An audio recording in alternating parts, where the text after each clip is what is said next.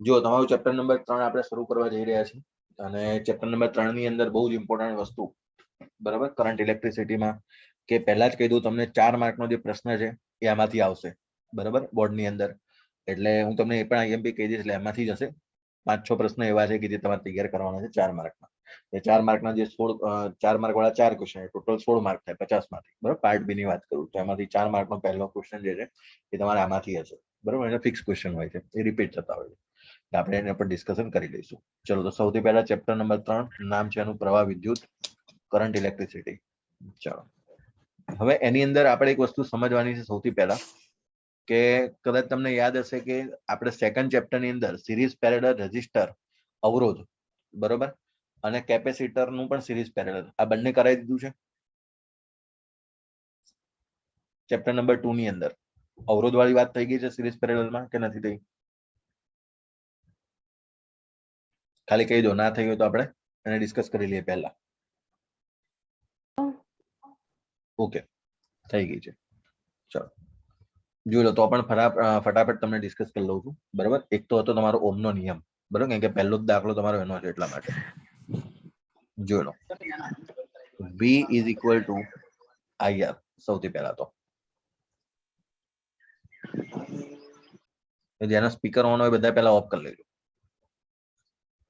V is equal to IR ઓમનો નિયમ બરાબર 10મા ધોરણની અંદર તમે ભણી ગયા છો એનો યુઝ કરીને આપણે સિરીઝ અને પેરેલલ શ્રેણી અને સમાંતર અવરોધની વાત કરી હતી બરાબર એની સાબિતી પણ કરી હતી ચેપ્ટર 2 માં પણ સૌથી પહેલા હું તમને ફટાફટ અહીંયા આગળ ફરી થોડું સમજાવી દઉં જો આ જે સર્કિટ છે એ સર્કિટ તમે જોઈ શકો છો કે 3 અવરોધ લગાવેલા છે R1 R2 અને R3 આ ત્રણ શામાં છે શ્રેણી જોડાણમાં અને અહીંયાથી તમે લગાવ્યો 20 વોલ્ટની બેટરી તો અહીંયાથી પ્રવાહ નીકળશે I તો 3 ની અંદર પ્રવાહ શ્રેણી જોડાણમાં સૌથી પહેલા યાદ રાખવાનું કે શ્રેણી જોડાણની અંદર શું થાય તો જો ફરી વખત લખું છું શ્રેણી જોડાણમાં યાદ રાખતા જજો પ્રવાહ જે છે એ સમાન રહેશે બરોબર આ બધાને યાદ હોવું જોઈએ પ્રવાહ કેમ સમાન રહે કેમ કે જો પ્રવાહ આ પોઈન્ટ ઉપર પહોંચ્યો તો આગળ જવા માટે એની પાસે એક જ માર્ગ છે R1 માંથી પણ આવી જશે R2 માંથી પણ આવી જશે અને R3 માંથી પણ આવી જશે એની પાસે બીજો કોઈ ઓપ્શન છે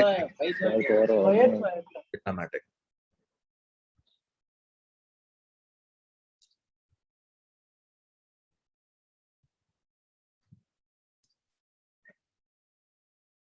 જોઈ લો શ્રેણી જોડાણની અંદર સૌથી પહેલા કીધું એમ કે પ્રવાહ જે છે એ તમારો સમાન રહેશે તો કોણ વહેંચાશે તો કે ભાઈ વોલ્ટેજ બરોબર વિદ્યુત સ્થિતિમાં તો જે તમારો વોલ્ટેજ જે છે એ અહીંયા આગળ ડિવાઈડ થશે બરોબર એ જે છે તમારો વોલ્ટેજ જે છે એ ડિવાઈડ થશે વહેંચાશે ગુજરાતીમાં લખવું હોય તો વોલ્ટેજ વહેંચાય બરોબર એવું લખીએ ચલો તો વોલ્ટેજ જે છે વહેંચાશે કઈ રીતે તો કે ભાઈ આની માટે V1 આની માટે V2 આની માટે V3 બરાબર ટોટલ વોલ્ટેજ V માંથી આવો આપણે સેકન્ડ ચેપ્ટરમાં શીખી ગયા પછી એ જ રીતે વાત આવશે સમાંતર જોડાણની તો 3 અવરોધ ફરી વખત બનાવીશું અહીંયા આગળ અને અહીંયા આગળ નીચે જે છે એક આપણે વોલ્ટેજ લગાવી દઈશું 20 વોલ્ટની બેટરી તો એમાંથી R1 R2 R3 તો આની અંદર તમને ખબર છે કે આની અંદર વોલ્ટેજ જે છે સમાન રહેશે વોલ્ટેજ જે છે એ સમાન રહેશે તો કોણ વહેંચાશે તો કે ભાઈ પ્રવાહ વહેંચાશે અહીંયા લખી દઈશું પ્રવાહ વહેંચાય બરાબર આટલી વસ્તુ તમારે યાદ રાખવાની ઓલરેડી આપણે સેકન્ડ ચેપ્ટરમાં એનો જે થિયરી છે બરાબર એનું પ્રૂફ એ પણ આપણે કરી લીધું છે હવે અહીંયા નવું શું શીખવાનું છે તમારે તો હવે જે મેઇન છે દાખલા ગણવા માટે એ જોડો સમજો એક કન્ડિશન બનાવીએ છીએ ફોર એક્ઝામ્પલ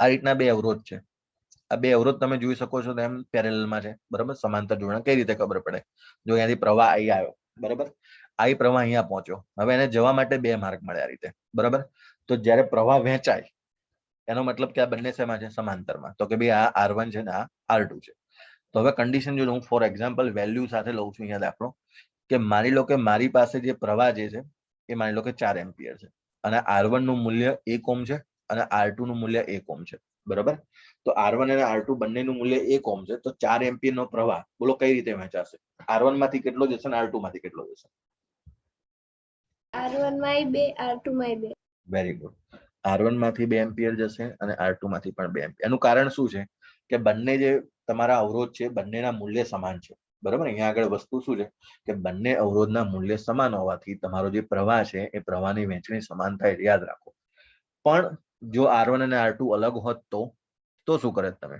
તો એ કન્ડિશનમાં જો આવું થશે કેમ કે આ પહેલો જ પ્રશ્નની અંદર આ જ તમારે આવશે કે અહીંયાથી પ્રવાહ ગયો I, અહીંયાથી છે R1, અહીંયાથી છે R2, R1 માંથી જતો પ્રવાહ I1 અને R2 માંથી પ્રવાહ જતો I2.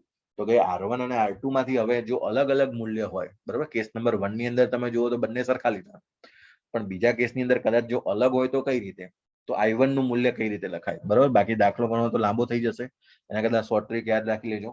I1 માંથી એટલે કે પહેલી લાઈનમાંથી R1 માંથી પસાર થતો પ્રવાહ I1 એનું જો મૂલ્ય લખવું હોય તો આ રીતે લખાય. જુઓ, શેમાંથી ગણો છો તમે? ઉપરની લાઈનમાંથી ગણો છો R1 માંથી, તો એનો સામેનો અવરોધ લખી દો પહેલા પહેલો. તો સામેનો અવરોધ કયો છે? તો કે ભાઈ R2, એને ભાગ્યા R1 પર R2 એને ગુણ્યા I, બરાબર. કુલ પ્રવાહને આ રીતે તમારે ડિવાઈડ કરી દેવાનો, બરાબર, એના ગુણોત્તરમાં, એટલે કે R2 ભાગ્યા R1 પ્લસ R2, એનાથી તમે ગુણાકાર કરો એટલે તમારો જે પ્રવાહ છે I1 મળી જશે. એ જ રીતે જો I2 લખવાનું થાય તો બોલો I2 નું સૂત્ર શું લખાશે હવે? R1 upon R1 plus R2 into I. Very good. R1 upon R1 plus R2 ગુણ્યા I, બરાબર. જોઈ લો, આ ખાસ યાદ રાખજો, નહીં તો દાખલામાં શું ગણતરી કરતા રહી જશો બાકીની, બરાબર. આ જો સૂત્ર તમને યાદ હશે તો ગુજસેટ MCQ માં બધી જગ્યા પર કામ લાગશે તમને, JEE NEET બધામાં. આ એક નાનો બેઝ બનશે, બરાબર. હવે જે દાખલો ગણીએ છીએ એ પહેલો જે દાખલો છે તમારો, બરાબર, એ 4 માર્કનો, બરાબર. એનાથી શરૂઆત કરીએ છીએ આખા ચેપ્ટરની. તો સિરીઝ પેરેલલ અને કઈ રીતે ડિવાઈડ થયું છે, બરાબર, તો એના ઉપર આપણે જોઈએ. અને ચલો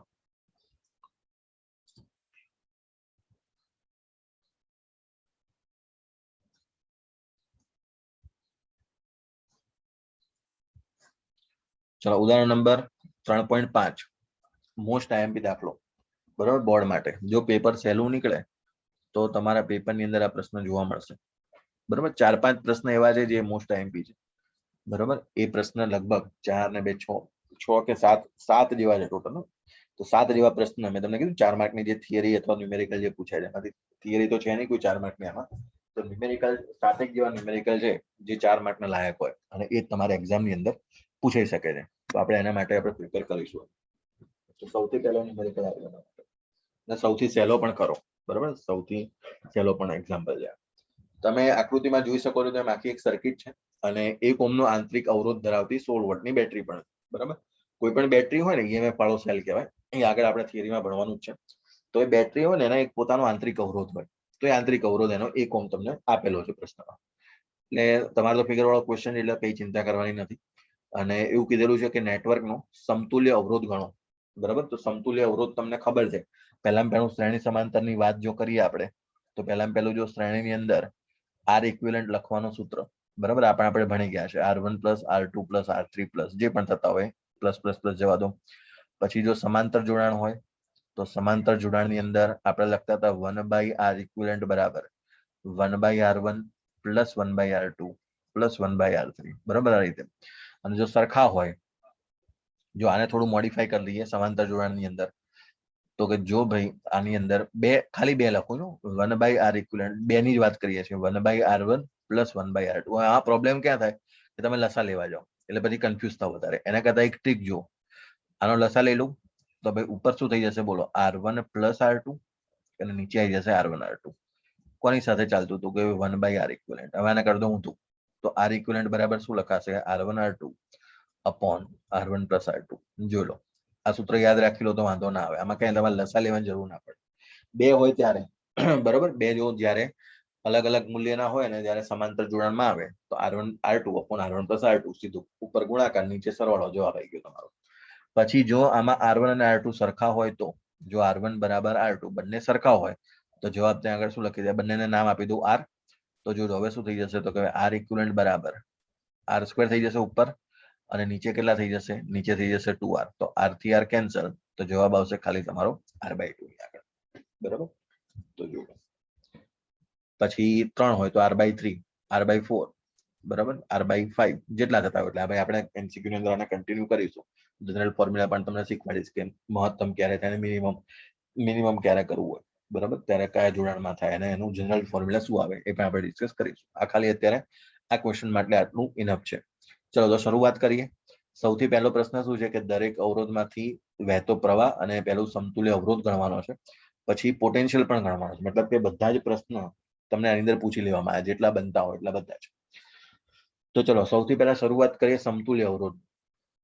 તો ચલો મને કોણ કહેશે એ અને બી વચ્ચેનો સમતુલ્ય અવરોધ? જો અહીંયાથી ચાલુ કરું છું કામ, બરાબર, એ અને બી માટે બોલો કયું જોડાણ છે સૌથી પહેલા? તો એ અને બી વચ્ચે સમાંતર. સમાંતર જોડાણ છે. બહુ સરસ. અને જવાબ શું આવશે બોલો? સમાંતર જોડાણ. બંને સરખા છે. 4 વોલ્ટ. 4/2 બે સમાન હોય તો તમે જો અહીંયા આગળ લખ્યું છે સૂત્ર આવ્યું આર ઇક્વિવેલન્ટ બરાબર R/2. ક્યારે? કે જ્યારે બંને સરખા હોય ત્યારે. તો કેટલા ઓહમનો છે? તો કે ભાઈ 4 ઓહમનો. એને ભાગે હું શું કરી દઉં? 2 નંબર, બરાબર. કેટલા નંબર ઓફ રેઝિસ્ટન્સ છે? 2. તો R એટલે 4/2 એટલે થઈ જશે 2 ઓહમ, બરાબર. તો એ અને બી વચ્ચેનો સમતુલ્ય અવરોધ કેટલો થઈ ગયો? 2 ઓહમનો. પછી બી અને સી વચ્ચેનો લખવો હોય તો એ તો 1 ઓહમ છે જ, એમાં કોઈ ચેન્જ કરવાની જરૂર નથી. પછી સી અને ડી વચ્ચે ચલો બોલો કયું સૂત્ર વાપરું? સી અને ડી માટે સમાંતર જોડાણ છે ને બંને અલગ છે. જોયેલું આ સૂત્ર અહીંયા આગળ R1 R2 / R1 + R2 કીધું ને, તો એ રીતે વાપરી દો. ચલો તો કે 12 × 6 ભાગ્યા 12 + 6 એટલે થઈ જશે 18. 6 તરી 18, 3 એટલે અહીંયા આવશે 4 એટલે જવાબ આવશે 4 ઓહમ, બરાબર. ચલો તો અહીંયાથી 4 ઓહમ પણ તમને મળી ગયો. હવે વાત આવશે અહીંયા આગળ 1 ઓહમ. હવે તો બધા ભેગા કરવાના છે તો ટોટલ આર ઇક્વિવેલન્ટ કેટલા થઈ જશે? તો બધાને સરવાળો કરી દો. તો 2 + 1 + 4, 4 ને 1 5 ને 2 7 ઓહમ, બરાબર. 7 તો ઓહમ. ટોટલ થઈ ગયો 7 ઓહમનો. હવે આપણે મેઇન જે પ્રવાહને વહેંચવાનો છે તો મારે પહેલામાં પહેલું તો શું જોવું પડે કે ભાઈ મેઇન સોર્સનો જે વોલ્ટેજ સોર્સ તમને આપેલો છે 16 વોલ્ટની બેટરી, એમાંથી કેટલો પ્રવાહ નીકળે છે એને તો વહેંચવાનો છે. તો સૌથી પહેલા મારે શું શોધવું પડે કે મેઇન 16 વોલ્ટમાંથી કેટલો પ્રવાહ નીકળે છે? તો મારે લખાશે I બરાબર V/R લખાશે આવું. તો V/R એટલે R ઇક્વિવેલન્ટ +1 કરવું પડશે, બરાબર. +1 કરવાનું કારણ શું છે કે આ 1 ઓહમનો અવરોધ છે એની સાથે. જો આ રહ્યો, બરાબર. એને આપણે છોડી દીધો હતો. એ કોનો છે? બેટરીનો આંતરિક અવરોધ છે, બરાબર. તો જે તમારો જે વિદ્યુત કોષ છે એનો આંતરિક અવરોધ છે. તો એ જો શ્રેણીમાં લાગે છે ને બધા સાથે. જો આ બધા સાથે શું લાગે છે? શ્રેણીની અંદર. આ બધાનો સરવાળો કેમ કર્યો? કે આ જે છે પહેલો, બીજો અને ત્રીજો બધા શ્રેણીમાં છે તો એનો સરવાળો કરી દીધો. પછી 1 ઓહમ પણ એની સાથે શ્રેણીમાં આવે તો એનો પણ સરવાળો કરવો પડશે. તો ચલો વોલ્ટ કેટલા છે? 16. આર ઇક્વિવેલન્ટ કેટલો આવ્યો છે? 7. તો 7 + 1 એટલે નીચે થઈ જશે 8. તો 16/8 એટલે નીકળશે તમારો આન્સર 2 એમ્પિયર. એનો મતલબ એવો થયો કે તમારે સર્કિટમાંથી 2 એમ્પિયરનો પ્રવાહ મેઇન સોર્સમાંથી નીકળે છે, બરાબર. તો અહીંયાથી જે પ્રવાહ નીકળે છે કેટલો નીકળે છે? 2 એમ્પિયરનો. 2 એમ્પિયરનો પ્રવાહ આગળ વધે છે. ચલો હવે 2 એમ્પિયરનો પ્રવાહ ક્યાં પહોંચ્યો? તો એ બિંદુ પર પહોંચ્યો. હવે એ બિંદુ પર પહોંચ્યો એટલે હવે એને 2 ભાગમાં વહેંચાવાનું છે. બોલો શું લખો જવાબ એનો? 4 અને 4 માં. 1 એમ્પિયર. Very good. બંને સરખા છે, આપણે હમણાં જ જોયું. તો 1 એમ્પિયર આમાં જશે અને 1 એમ્પિયરનો પ્રવાહ જે છે આમાં જશે, બરાબર. અને પછી પાછા જો ફરી વખત આવીને પાછા 2 એમ્પિયર થઈ જશે. તો બી ઉપર કોણ બનશે? એટલે 2 એમ્પિયર, બરાબર. તો જો તમારે તો એકચ્યુઅલમાં થિયરિટિકલ કન્સેપ્ટ રીતે લખવાનું છે. પ્રવાહ કોના માટે? તો એબી માટે. પ્રવાહ એબી માટે, બરાબર. એ થી બી માટે અથવા તો એબી માટે એવું લખો તો વાંધો નહીં. તો બંનેમાં સમાન રીતે એટલે 4 ઓહમ અને 4 ઓહમ માંથી 1 એમ્પિયર 1 એમ્પિયર પ્રવાહ જશે, બરાબર. આવું તમારે લખવું પડશે આખું, કેમ કે આખું જે 4 માર્કનો પ્રશ્ન ને એટલે ડાયરેક્ટ નહીં લખાય. પછી બીસી માટે જો, બીસી માટે પ્રવાહ બંને ભેગા થઈ જશે. 1 એમ્પિયર જો અહીંયાથી આવ્યો, 1 એમ્પિયર અહીંયાથી આવ્યો, બંને ભેગા થયા એટલે ફરી વખત એમાં ટોટલ કેટલો થઈ ગયો? તો કે 2 એમ્પિયર પ્રવાહ, બરાબર. એમાંથી તો 2 એમ્પિયર જશે. ચલો હવે ક્યાં પહોંચ્યું? સીડીમાં પહોંચી ગયું ને. હવે જો પેલું સૂત્ર આગળ આપણે પહેલા જ કર્યું એ સૂત્રનો યુઝ કરવો પડશે. તો હવે જો 12 ઓહમ માંથી પસાર થતો પ્રવાહ લખવો છે. 12 ઓહમ માંથી પસાર થતો પ્રવાહ, બોલો શું સૂત્ર વાપરું 12 ઓહમ માટે? R2/R1 + R2 × I. બરોબર. એટલે I1 બરાબર R2. 12 ઓહમ માંથી લખવું એટલે મારે કોનો અવરોધ લખવો પડે? સામેનો 6 ભાગ્યા 12 + 6 એને ગુણ્યા કુલ પ્રવાહ. કુલ પ્રવાહ કેટલો વહેંચવાનો છે? 2 એમ્પિયર. અહીંયા જો કુલ પ્રવાહ કેટલો આવે છે? 2 એમ્પિયર. એને તો વહેંચવાનો છે. તો ચલો 6 ભાગ્યા કેટલા થઈ જશે? તો 6 ભાગ્યા 12 ને 6 18. 18 ગુણ્યા 2 એટલે અહીંયા આવી જશે 9 એટલે 3.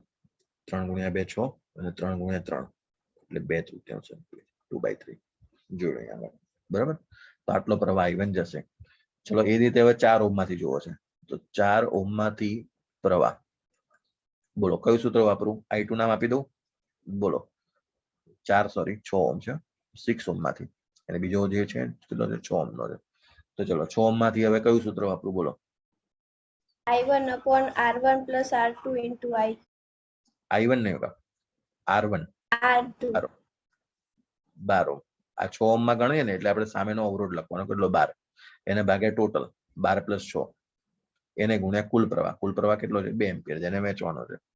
તો જો 12 ભાગ્યા 18 ગુણ્યા 2, બરાબર, એટલે અહીંયા આગળ 9, એટલે થઈ જશે જો 4 ગુણ્યા 3 12 અને 3 એટલે 4/3 એમ્પિયર, બરાબર. તો પ્રવાહ જે છે એમાંથી 4/3 એમ્પિયર જશે આપણો, બરાબર. ચલો, અને પછી જો બંને પાછા ભેગા થશે એટલે પાછો 2 એમ્પિયર પ્રવાહ આવશે, તો 2 એમ્પિયર પ્રવાહ પાછો અંદર 16 વોલ્ટમાં પાછો, બરાબર. આ રીતે થાય. એકચ્યુઅલમાં જ્યારે તમારો પ્રવાહ જેટલો મેઇન સોર્સમાંથી નીકળે એટલો જ પ્રવાહ જો પાછો જતો રહે, એનો મતલબ કે તમારો જવાબ સાચો છે સૌથી પહેલા તો. પછી નેક્સ્ટ વાત આવશે એની અંદર, જો છેલ્લો પ્રશ્ન C, voltage across AB, BC અને CD ત્રણેયની સાપેક્ષ આપણે વોલ્ટેજ ડ્રોપ પણ શોધવાના છે. ચલો તો એને શોધી લઈએ એટલે પતે. ચલો શરૂઆત કરીએ આપણે AB માટે. ચલો VAB ફોર્મ્યુલા શું છે? V બરાબર IR. R માં કયો? સમતુલ્ય, બરાબર, એટલે RAB લખી દઈએ ત્યાં આગળ. AB માટે શોધીએ ને. ચલો પ્રવાહ કેટલો છે 2, RAB કેટલો છે જો અહીંયા લખેલો છે 2, એટલે 2 ગુણ્યા 2 કેટલા થઈ ગયા 4 વોલ્ટ. પછી BC માટે વોલ્ટેજ અક્રોસ BC, તો પ્રવાહ I અને અવરોધ કોની વચ્ચેનો? તો BC નો. તો પ્રવાહ 2, અવરોધ કેટલો છે 1, તો અહીંયા થઈ જશે 2 વોલ્ટ. પછી છેલ્લે કોની વચ્ચે? CD માટે, તો વોલ્ટેજ અક્રોસ CD એના બરાબર I, પ્રવાહ જે તો 2 એમ્પિયર જ જાય છે, અને પછી તમારો અવરોધ કોની માટેનો? CD માટેનો. તો CD માટેનો અવરોધ કેટલો આવે છે 4 ઓહ્મ. તો પ્રવાહ 2 અહીંયા 4, એટલે 4 ગુણ્યા 2 કેટલા થઈ ગયા 8 વોલ્ટ. તો CD માટેનો 8 વોલ્ટ, બરાબર. જો હવે થયું શું? ટોટલ મારો તમે, આજે 16 વોલ્ટ છે થાય છે ખરા? 4 ને 2 6, 8 ને 6 14, હજુ 2 વોલ્ટ ખૂટ્યા. તો બોલો 2 વોલ્ટ ક્યાંથી મળશે? ટોટલ 16 વોલ્ટ થવા જોઈએ ને ડિવાઈડ કર્યા તો હજુ એક તમારો આ 1 ઓહ્મ નો રહી ગયો જો છેલ્લે, બરાબર. તો વોલ્ટેજ જે છે છેલ્લા 1 ઓહ્મ માટે લખું છું. પ્રવાહ કેટલો છે 2, અવરોધ કેટલો છે 1, તો કેટલો જવાબ મળશે 2 વોલ્ટ. તો છેલ્લા 1 ઓહ્મ ની સાપેક્ષમાં પણ વોલ્ટેજ કેટલો છે 2 વોલ્ટ. જો લો ટોટલ થઈ ગયા છે 16 વોલ્ટ. હવે જ્યારે મતલબ કે તમારો જે આન્સર છે સાચો છે, બરાબર. આ રીતે તમે તમારા આન્સરને ક્રોસ વેરીફાઈ પણ કરી શકો છો. તો આ ક્રોસ વેરીફાઈ કરવું હોય તો તમે તમારા આન્સરને આ રીતે ક્રોસ વેરીફાઈ પણ કરી શકો છો. જો સ્વાધ્યાયના 2 દાખલા છે જે તમારે સિરીઝ પેરેલલ શ્રેણી સમાંતર જોડાણ ઉપર આધાર રાખે છે, બરાબર, અને સહેલા છે. આ દાખલા જે છે MCQ માટે તમારે કરવાના છે. MCQ નાના નાનામાંથી પૂછી શકે એમ છે. તો પહેલા 3.3 નો એ દાખલો જોઈએ. તો તમે જોઈ શકો છો એમ પ્રશ્નની અંદર તમને કીધેલું છે કે 1 ઓહ્મ 2 ઓહ્મ અને 3 ઓહ્મના 3 અવરોધો છે ને શ્રેણીમાં જોડેલા છે. તો સંયોજનનો કુલ અવરોધ કેટલો હશે? જો કન્ડિશન આવી છે એ પહેલો અવરોધ, બીજો અવરોધ અને ત્રીજો અવરોધ. આ છે 1 ઓહ્મનો, 2 ઓહ્મનો અવરોધ અને 3 ઓહ્મનો અવરોધ. અને કુલ જે છે સિસ્ટમ તમારે શોધવાની છે, કુલ સંયોજન. અને પછી બીજો પ્રશ્ન છે 12 વોલ્ટની સાથે લગાયેલું છે બેટરીમાં, અને હવે એને પૂછ્યું છે કે તેની સાથે દરેક અવરોધને છેડે વોલ્ટેજનો તફાવત શોધો. ઓકે, તો 12 વોલ્ટની બેટરી શોધી છે, બનાવેલી છે. તો પહેલો પ્રશ્ન તમારો રીતે સોલ્વ થશે. 12 વોલ્ટની બેટરી જોડી છે અને સરવાળો કરવાનો થશે, બરાબર ને. અવરોધો શ્રેણીમાં જોડેલા હોય તો શ્રેણીમાં શું આવશે? બોલો આન્સર, બધાને ખ્યાલ છે ને? શ્રેણી જોડાણની અંદર સમતુલ્ય શોધવા માટે આપણને ખબર છે કે R1 plus R2 plus R3 સીધો સરવાળો કરવાનો છે. ચલો 1 ohm plus 2 ohm plus 3 ohm, 3 ને 2 5 ને 1 કેટલા થઈ ગયા અહીંયા આગળ 6 ઓહ્મ તમારા. તો સમતુલ્ય અવરોધ જે છે એ તમારો 6 ઓહ્મ થઈ ગયો, બરાબર. અહીંયાથી હવે પ્રવાહ કેટલો નીકળશે? પ્રવાહ શોધવાનું કારણ શું છે કે વોલ્ટેજ શોધવાનું કીધું છે, એટલા માટે તમારે પ્રવાહ શોધવો પડશે ત્યાં આગળ. V બરાબર IR, એટલે કે I બરાબર V ભાગ્યા R. એમાં R સમતુલ્ય, R ઇક્વિવેલન્ટ. 12 વોલ્ટની બેટરી, 6 ઓહ્મનો કુલ અવરોધ, એટલે 12 ભાગ્યા 6, એટલે તમારો 2 એમ્પિયરનો પ્રવાહ જે છે અહીંયાથી મેઇન સર્કિટમાંથી નીકળશે, બરાબર. હવે વોલ્ટેજ શોધવાના છે 3 માટે, બરાબર. કયું સૂત્ર વાપરું બોલો 3 અવરોધ માટે?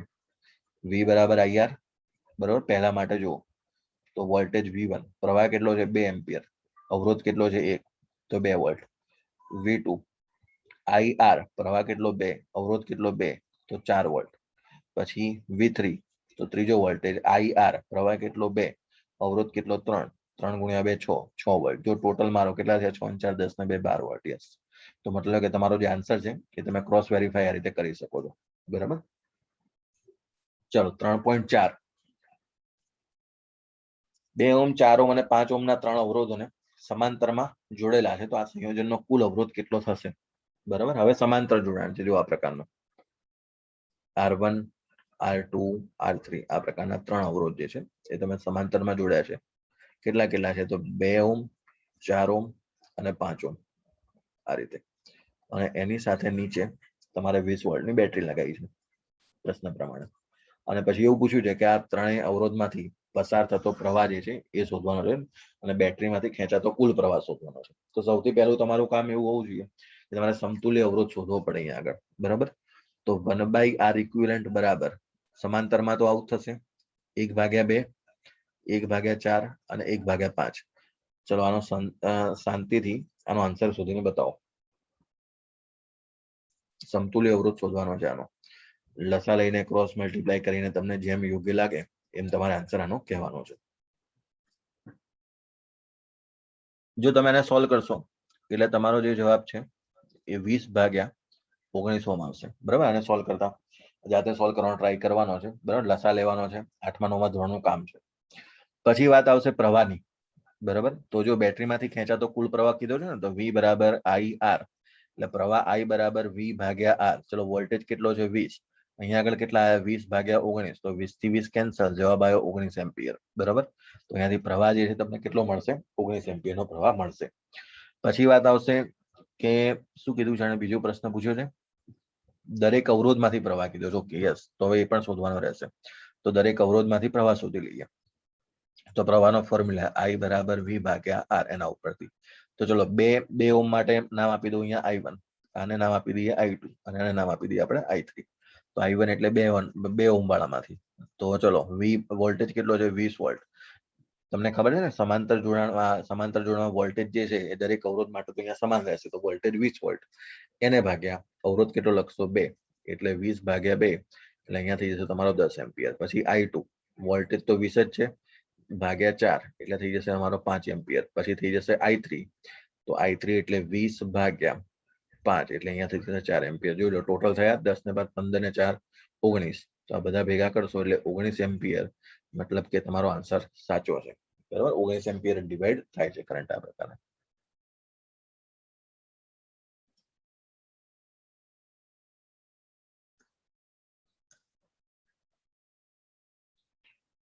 સૌથી ઇમ્પોર્ટન્ટ ક્રિચોફનો પહેલો નિયમ અને બીજો નિયમ. બરાબર, આમાંથી તમારા જે 4 માર્કના દાખલા છે મોસ્ટ ઓફ બધા આના ઉપર જ ડિપેન્ડ છે. બરાબર, 7 કે 8 દાખલા તમારે કરવાના છે, એમાંથી 5 દાખલા તો ક્રિચોફના નિયમના જ છે, તો એને પ્રિપેર કરવાના છે. તો ક્રિચોફનો નિયમ આવડશે તો એ દાખલા તમને આવડશે, બાકી નહીં તો ભૂલી જાઓ પછી એને. ક્રિચોફનો પહેલો નિયમ, 2 નિયમ છે, એમાં જે પહેલો નિયમ તમે કહો એને તો અહીંયા લખી દઈએ આપણે પ્રથમ નિયમ, અથવા તો જંક્શનનો નિયમ, અથવા તો પ્રવાહનો નિયમ. બરાબર, આ બધા નામ એના એક જ છે. બરાબર, તો સૌથી પહેલા તો જંક્શન એટલે શું એને પહેલા ઓળખી લઈએ કે જંક્શન કોને કહેવાય. પછી નિયમ બાજુ જોઈશું. હમણાં સેન્ટેન્સ ના વાંચતા પહેલા સમજી લો, પછી સેન્ટેન્સ વાંચજો એટલે તમને ખ્યાલ આવે કહેવા શું માંગે છે. પહેલા તો જંક્શન એટલે શું એ સમજી લઈએ.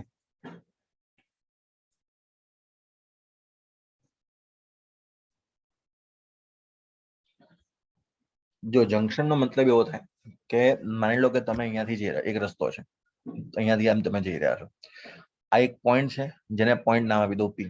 હવે પોઈન્ટ P થી આગળનો એક રસ્તો આ બીજો જાય છે.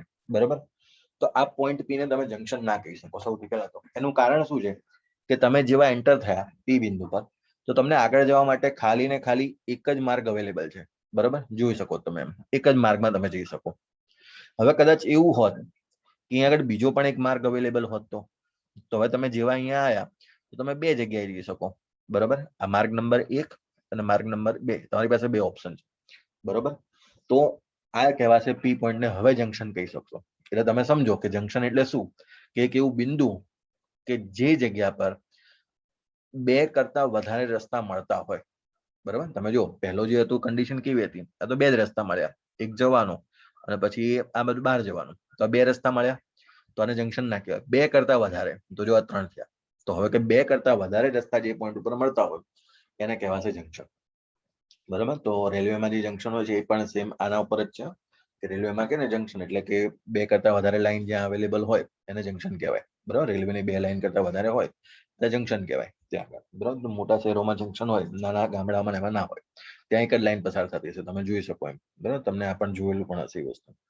તો જંકશન એટલે બે કરતા વધારે માર્ગ જે બિંદુ પર મળે, બરાબર, એને કહેવાશે તમારું જંકશન. તો ક્રિચોફનો પહેલો નિયમ કહો, પ્રવાહનો નિયમ કહો, અથવા તો જંકશનનો નિયમ કહો. પછી એક કન્ડિશન બીજી પણ સમજી લો, પછી આપણે નિયમ ઉપર જઈએ. આપણે પહેલા ચેપ્ટરમાં પણ આ વાત થઈ હતી કે જો અહીંયાથી હું એક વાહક તાર લઉં છું, હવે આ જે વાહક તાર છે એ વાહક તારમાં જો કદાચ હું વિદ્યુત ભારને આ બિંદુ પર મૂકું છું અહીંયા આગળ, તો વિદ્યુત ભારને આ બિંદુ પર મૂકતા એ ક્યાં સુધી ગતિ કરશે? તો એ તો ગતિ કરવાનું ચાલુ કરશે કરશે કરશે અહીંયા એનું ઉભો રહી જશે. કેમ? કેમ કે આગળ શું છે, હવે કોઈ માધ્યમ છે નહીં, આગળ તો હવા છે, બરાબર. જો હજુ એને માધ્યમ મળે તો હજુ પણ વિદ્યુત ભાર આગળ જવાનું ટેન્ડન્સી છે એની, બરાબર. તો કદાચ જો માધ્યમ બદલી નાખું તો હવે એક બીજો વાહક તાર જો આની સાથે અહીંયા જોઈન્ટ કરી દીધો મેં, તો બીજો વાહક તાર જેવો જોડ્યો એવો વિદ્યુત ભાર તમારો જે છે પ્લસ પ્લસ એટલે કે આ રીતે વહેંચાતો આગળ મતલબ દોડવા માંડ્યો, ગતિ કર્યો, પાછો અહીંયા એનું ઉભો રહી જશે. કેમ? કેમ કે હવે આગળ કોણ છે? હવા છે. આનો મતલબ શું થયો? કે તમારો વિદ્યુત ભાર જે છે ને કોઈ દિવસ ઉભો નથી રહેતો, એ હંમેશા ગતિ કરે છે, બરાબર. ક્યાં સુધી ગતિ કરે? તો જ્યાં સુધી એના પર એની પાસે માધ્યમ અવેલેબલ હોય ને ત્યાં સુધી જ ગતિ કરે, પછી ઉભો રહી જશે. એટલે મતલબ કે જ્યાં સુધી માધ્યમ મળશે ત્યાં સુધી તમારો વિદ્યુત ભાર હંમેશા આગળ ને આગળ ગતિ કર્યા કરશે, બરાબર. એક વસ્તુ આ ક્લિયર કરી લો. તો હવે આપણે એના નિયમ ઉપર જ આધારિત આખું આ ટોપિક છે. તો હવે જોતા જાઓ. એક બેઝિક અહીંયા આગળ ફિગર બનાવું છું for explanation of this rule. કોઈ પણ તમે રેન્ડમલી બનાવી શકો, જે હું અત્યારે જે બનાવું છું એવું જરૂરી નથી, તમે કોઈ પણ રેન્ડમલી બીજી ફિગર પણ બનાવી શકો છો. ચલો, તો અહીંયા આગળ તમને દેખાઈ રહ્યું છે એમ કે આ કોઈ પણ જે પોઈન્ટ છે એ પોઈન્ટ તમારું જંકશન છે. કેમ? કેમ કે અહીંયા આગળ 5 માર્ગ અવેલેબલ છે, 2 કરતા વધારે. તો એવું કહું કે આમાંથી જે પ્રવાહ છે એ માની લો કે I1 પ્રવાહ અંદર આવે છે, અહીંયાથી I2 પ્રવાહ જે છે બહાર જાય છે. હવે આપણે વાત પ્રવાહની કરીશું. પછી અહીંયાથી I3 પ્રવાહ એન્ટર થાય છે અંદરની તરફ, I4 પ્રવાહ જે છે બહાર જાય છે, અને I5 પ્રવાહ છે અંદરની તરફ જાય છે, બરાબર. આ પ્રકારનું કોઈ પણ રેન્ડમલી, એવું જરૂરી નથી કે મેં અંદર આ પ્રવાહ લીધો તમારે અંદર લ્યો, તમે કોઈ પણ રીતે લઈ શકો છો, બરાબર. તમારો જવાબ એનો જ આવશે ફરી વખત, એટલે એના પ્રમાણે સેટ થશે તમારો અકોર્ડિંગ ટુ ક્વેશ્ચન. તો કન્ડિશન તમે સમજો છો અહીંયા આગળ કે જે પ્રવાહ I1 એન્ટર થાય છે એ I1 પ્રવાહ ખરેખર જાય છે કોણ લઈને જાય છે ને? વિદ્યુત ભાર. વિદ્યુત ભારનું વહન એ જ પ્રવાહનું વહન છે, તમને ખબર છે. એટલે વિદ્યુત ભાર ગતિ કરે એટલે પ્રવાહ ગતિ કરે, એટલે પ્રવાહ જઈ રહ્યો આપણે એવું કહીએ. તો અહીંયા આગળ I1 એન્ટર થાય એનો મતલબ હું એવું લખી શકું કે Q1 એન્ટર થાય છે. અહીંયા I2 બહાર જાય એનો મતલબ કે Q2 બહાર જાય છે. અહીંયા Q3 અંદર જાય છે, Q4 બહાર જાય છે, અને Q5 વિદ્યુત ભાર છે અંદરની તરફ જાય છે, એવું આપણે કહી શકીએ છીએ. હવે એની અંદર જોવા જઈએ આપણે તો હું એક વસ્તુ એવું પણ કહીશ અહીંયા આગળ તમને કે આગળ જેમ વાત કરી એમ જો Q1 વિદ્યુત ભાર ધીરે ધીરે ધીરે ધીરે કરતો ક્યાં પહોંચ્યો? જંકશન ઉપર. હવે જેવો જંકશન પર પહોંચ્યો એના ઉપર જો એની પાસે કેટલા રસ્તા અવેલેબલ છે? 1 2 3 અને 4. તો 4 માર્ગમાં ગમે ત્યાં જતો રહેશે, બરોબર. ક્લિયર? કારણ કે એની પાસે માધ્યમ છે, માધ્યમ ના હોત તો ઉભો રહી જાય. એ જ રીતે તમારો બીજો કોઈ પ્રવાહની વાત કરીએ I3, તો I3 પ્રવાહ એટલે કે વિદ્યુત ભાર અહીંયા પહોંચ્યો તો એની પાસે બીજા 4 રસ્તા અવેલેબલ છે. એનો મતલબ કે હવે એ ગતિ કરશે. એનો મતલબ શું થયો? તમે સમજો, વિચારો ધ્યાનથી કે જંકશન ઉપર કોઈ દિવસ વિદ્યુત ભાર ભેગો ના થયો. એનો મતલબ એવો થયો જંકશન પર પહોંચશે તો એની પાસે બીજા બહુ બધા રસ્તા છે, તો એ તો ગતિ કરીને આગળ વધી જશે. એનો મતલબ કે જંકશન ઉપર કુલ વિદ્યુત ભાર કેટલો? 0 હંમેશા. તો અહીંયા હું લખી શકું એવું કે જંકશન પર કુલ વિદ્યુત ભાર હંમેશા 0 થશે. એનું કારણ શું કે ત્યાં આગળ ભેગા નહીં થાય, કેમ કે એને હંમેશા આગળ જવા માટે બીજો માર્ગ મળી જાય છે. હવે એવું લખી શકાય કે આ જે Q1 એન્ટર થયો, હવે આપણે નિશાની આપશું કે જો અંદર જતા વિદ્યુત ભારને હું પ્લસ ગણીશ તો બહાર જતા વિદ્યુત ભારને હું માઇનસ લખીશ. તો Q1 જોયો, Q2 બહાર જાય છે એટલે માઇનસ Q2, પછી Q3 અંદર આવે છે એટલે પ્લસ Q3, પછી Q4 બહાર જાય છે એટલે માઇનસ Q4 અને પ્લસ Q5 એવું લખી દઉં, અને ટોટલ શું થઈ જશે? જંકશન ઉપર 0. તમે જંકશનની વાત કરી તો જંકશન ઉપર કુલ વિદ્યુત ભાર થઈ ગયો 0. હવે આ જે પ્રોસેસ થાય છે એના માટે ટાઈમ પણ સરખો લાગે છે, તો divide by T divide by T divide by T બધી જગ્યાએથી હું શું કરું? ટી થી ડિવાઈડ મારી દઉં એને. હવે તમને એક સૂત્ર પણ ખબર છે, Q બાય ટી એટલે શું લખી શકાય? બોલો. Q બાય ટી મારે લખવું હોય તો શું લખાય ત્યાં આગળ? Q બાય ટી એટલે શું? ફોર્મ્યુલા યાદ છે ને? Q બરાબર IT. Yes. So we can write I is equal to Q ભાગ્યા T. તો Q1 બાય ટી એટલે શું લખું? બોલો.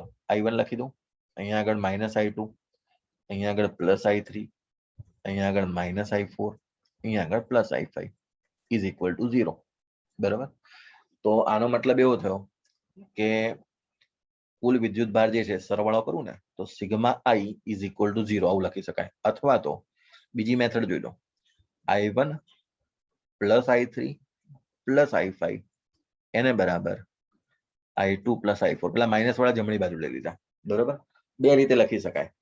તો જંકશન પર હવે જો રૂલનું તમે સેન્ટેન્સ હવે વાંચી લો. જો જંકશનનો નિયમ શું કહે છે, આ બંને ઉપરથી રૂલ બની શકે. આ પહેલું ઇક્વેશન નંબર 1 આપી દો, આને નામ આપી દો ઇક્વેશન નંબર 2. બંને પરથી તમે નિયમ બનાવી શકો.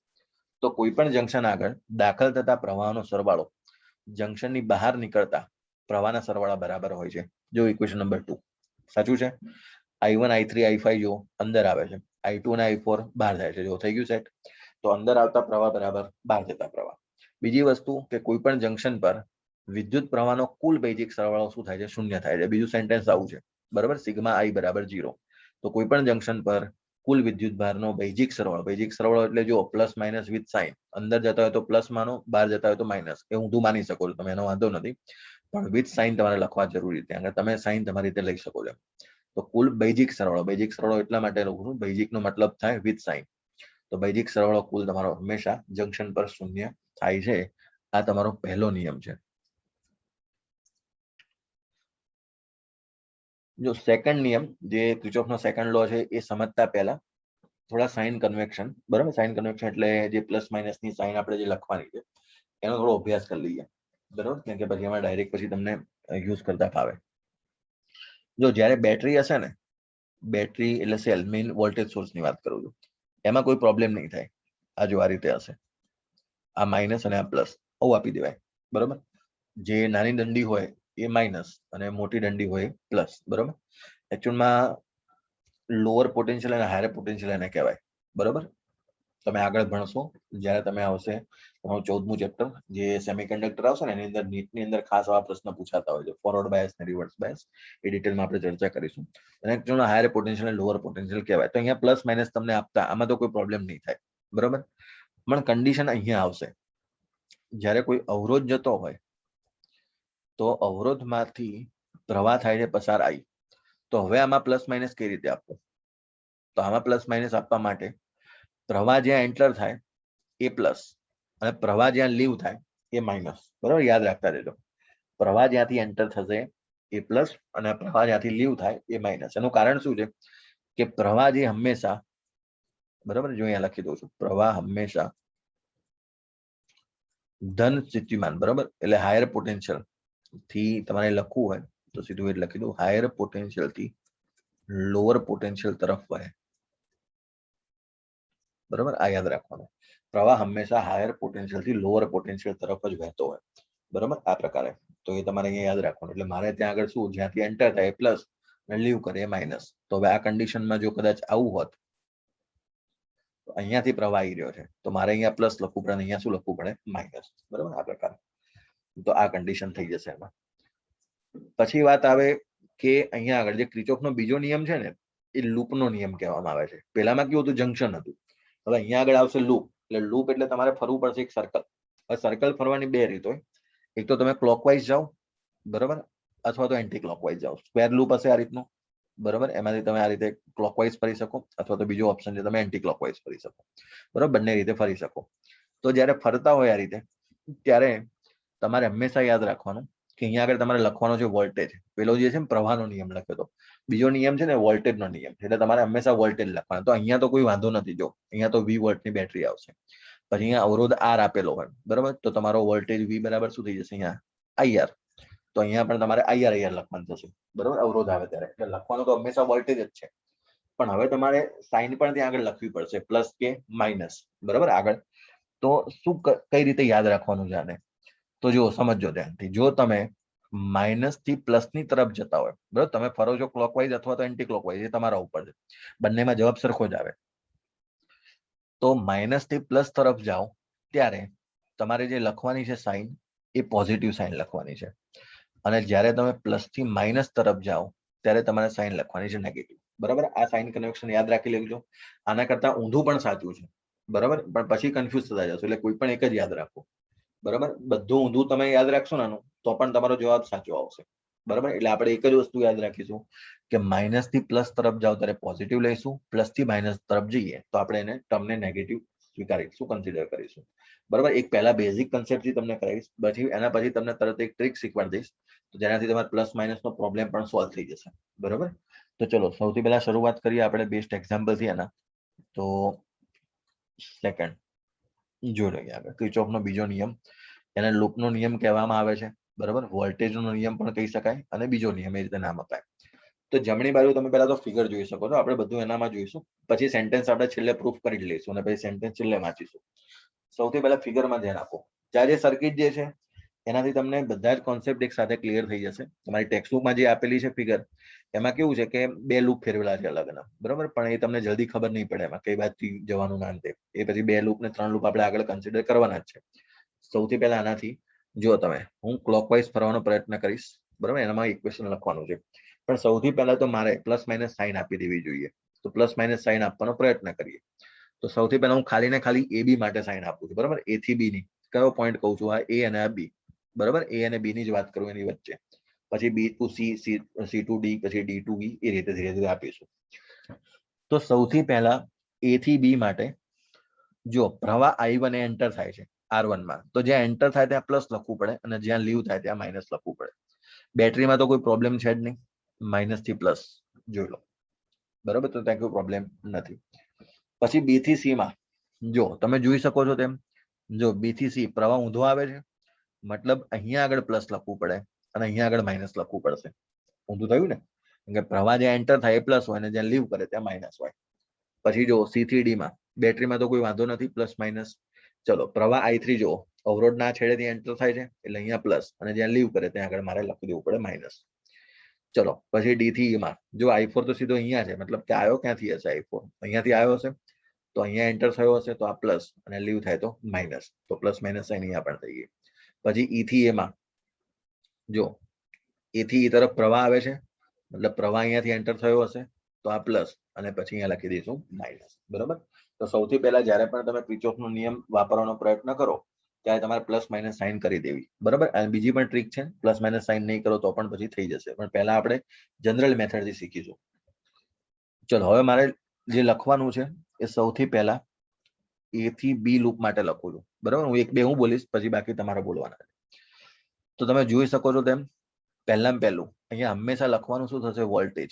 બરાબર, તો V બરાબર IR નું સૂત્ર વાપરવું. બેટરી માટે તો વોલ્ટેજ તમને આપી દીધા, જો અહીંયા આગળ E1 અને E2 આપેલા છે એટલે તો તમારે ડાયરેક્ટ લખવાના છે.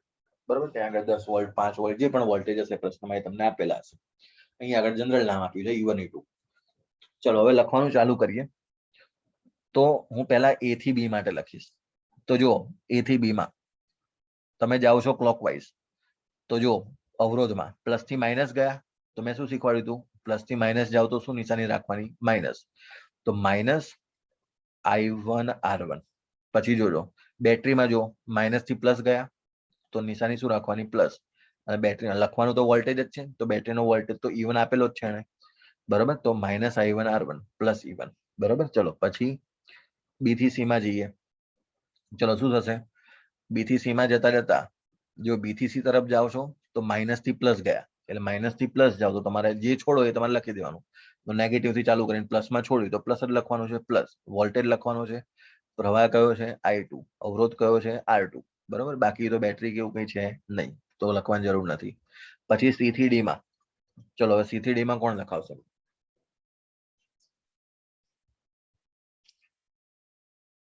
સી થી ડી ની અંદર પહેલા બેટરી પ્લસ કે minus, minus. Minus E2. Very good, plus થી માઇનસ જઈએ. પછી પ્રવાહ, પ્રવાહ માટે બોલો, માઇનસ. માઇનસ. વેરી ગુડ, તો માઇનસ I3 R3. ચલો પછી આવશે વાત ડી થી ઈ ની. ચલો એ કોણ બોલશે, બીજું કોઈ બોલો હવે. ડી થી ઈ માં plus I4 R4. Yes, plus I4 R4 છે ને, સામે મળે છે. માઇનસ થી પ્લસ જાવ છો ને તમે, જો માઇનસ થી પ્લસ આ રીતે. પછી વાત આવશે ઈ થી એ માં. ઈ થી એ માં ચલો બોલો, plus I5 R5. Plus I5 R5. બરાબર, બધું પતી ગયું. આ જસ્ટ આપણે બેઝિક વાત કરી કે ખાલી આ રીતે લખવાનું છે. હવે તમે જુઓ ધ્યાનથી, આમાં જે પદ છે પ્લસ અને માઇનસ પ્રવાહ વાળી વાત કરું છું, એને તમે ધ્યાનથી જુઓ, એને ઓબ્ઝર્વ કરીએ આપણે. શું એમાંથી એક ટ્રીક બની શકે એમ છે? આ માઇનસ I1 R1, બીજું પદ ક્યાં છે? માઇનસ વાળું આવ્યું, I3 R3, બરાબર. આ બંને માઇનસ છે. આ તમે જુઓ ધ્યાનથી, I1 અને I3 તમે ક્લોકવાઇઝ જાઓ છો તો શું પ્રવાહ તમારી સાથે ચાલતો હતો? I1 અને I3 તમારી સાથે સાથે આવતું હતું? જો તમે જે દિશામાં ચાલો છો એ જ દિશામાં પ્રવાહ જાય છે, તો એ પદ તમારું માઇનસ આવ્યું.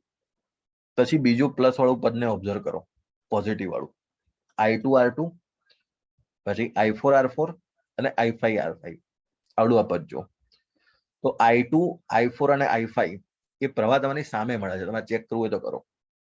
I2 પ્રવાહ જો, તમે ફરો છો ક્લોકવાઇઝ, પ્રવાહ ક્યાં આવ્યો? તમારી સામે જો. તો એટલે પદ ત્યાં આગળ પ્લસ થઈ જાય. એનો મતલબ કે હું શું આવી ટ્રીક બનાવી શકું કે જો પ્રવાહની સાથે હોય, જોજો શાંતિઓ, જો તમે પ્રવાહની